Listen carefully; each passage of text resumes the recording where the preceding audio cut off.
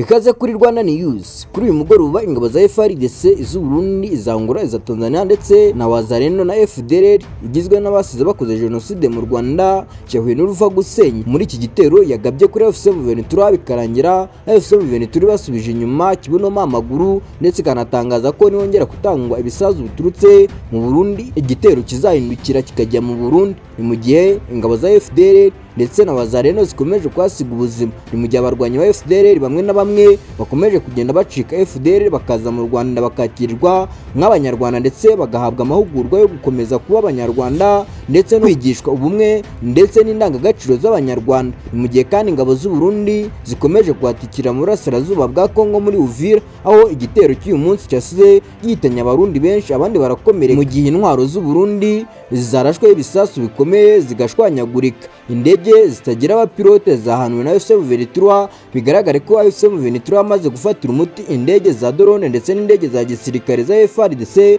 dore ko iri kuzimanura ku butitsi. Ni mu gihe kandi umuryango w'abibumbye ukorera muri aka gace MONUSCO watangaje ko ugiye kujya hagati y'ingabo za leta ndetse n'ingabo za M23, ugatangaza ko M23 yavuze ko ibitero nibyongera kugabwa kuri M23 mu gace ka Uvira intambara izimukira mu Burundi, dore ko Burundi ufite uruhare runini muri iyi ntambara iri kuba mu burasirazuba bwa Kongo, aho Burundi ufite ingabo nyinshi zirimo gufasha FARDC mu rwego rwo gusunika M23 nubwo ibikorwa byabo bitarimo kugera ku gikorwa cya nyacyo cyangwa bitari kugera ku gisubizo cya nyacyo. Abakurikiranira hafi ibibera mu burasirazuba bwa Kongo bavuga ko ibi bitari bikwiye kandi bidagomba gukorwa mu nyungu za gisirikare cyangwa politike, bikwiye kwibanda ku baturage ndetse no kubashakira uburenganzira bwabo. Ni mu gihe M23 ikomeza itangaza ko iyirekuye ibice bimwe na bimwe ikabiha ingabo za leta, hatangira kugaragara amakimbirane ndetse n'imitwe yitwaje intwaro irimo wazalendo, FDLR ndetse n'indi mitwe igiye itandukanye ihungabanya umutekano w'abaturage,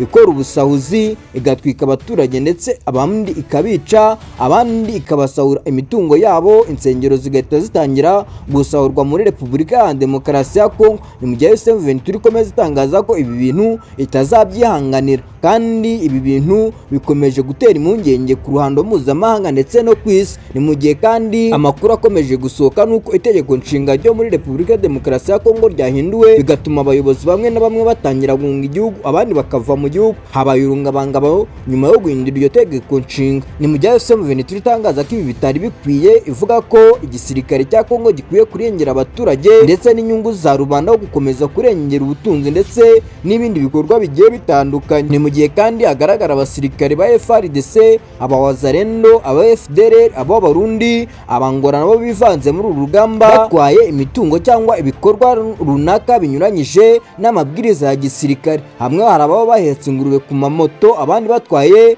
ibindi bikoresho byinshi cyane by'abaturage basahuye. Ni mu gihe kandi ingabo z'u Burundi zatangaje ko zishobora kwigumura kuri Evariste Ndayishimiye ukomeza kuzohereza muri Kongo zigakomeza kwatikirira. Ni intambara ikomeje gufata indi sura mu burasirazuba bwa Kongo. M23 ivuga ko igiye gushyiraho ubutegetsi noneho bwigenga budashingiye kuri leta ya Kinshasa, kandi ivuga ko ishobora kuzenguruka muri Kinshasa naho ikajya kubohora Kinshasa. Ivuga ko yafashwe n'ubutegetsi kwa Felix Tshisekedi perezida wayo, aho avuga ko akoresha ivangura ndetse no guheza bamwe mu baturage ashingiye ku rurimi cyangwa ku nkomoko yabo. Njye mvaga ni Damu, iyi ni Rwanda News. Gukora subscribe, kuri like, share and comment kugira ngo tujye dukomeza kubana mu makuru mashya kandi agezweho.